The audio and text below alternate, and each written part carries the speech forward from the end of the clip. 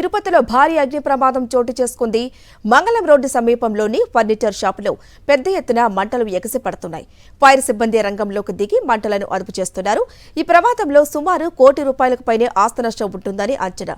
Short circuit కారణంగానే ఈ ప్రమాదం కారణంగా తెలుస్తోంది.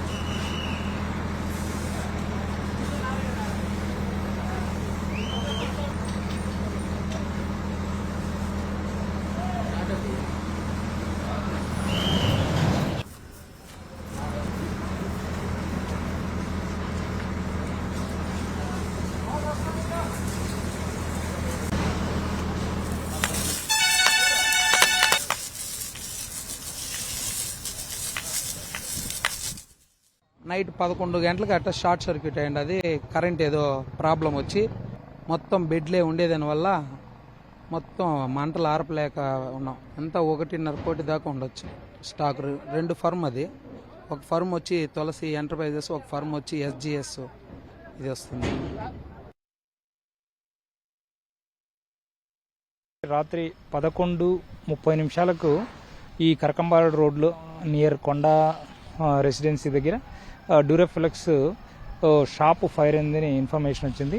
వెంటనే మా తిరుపతి సిబ్బంది 2 వెహికల్స్ వచ్చి మంటలను కంట్రోల్ చేయడం జరుగుతుంది. అదేవిధంగా ఇంకా మంటలు తీవ్రంగా ఉండడం వల్ల పక్కనున్న పుత్తూరు, శ్రీకాళహస్తి వెహికల్స్ కూడా రావడం జరిగింది. ఫైర్ ఫైటింగ్ చేస్తున్నాం. అంటే హ్యూమన్ లాస్ ఏం లేదు, హ్యూమన్ ఇంజరీస్ కూడా ఏం లేవు. ఎక్కువ డంప్ చేయడం వల్ల ఈ ఫర్నిచర్ ఇదంతా ఎక్కువ మంటలు తీవ్రంగా ఉన్నాయి.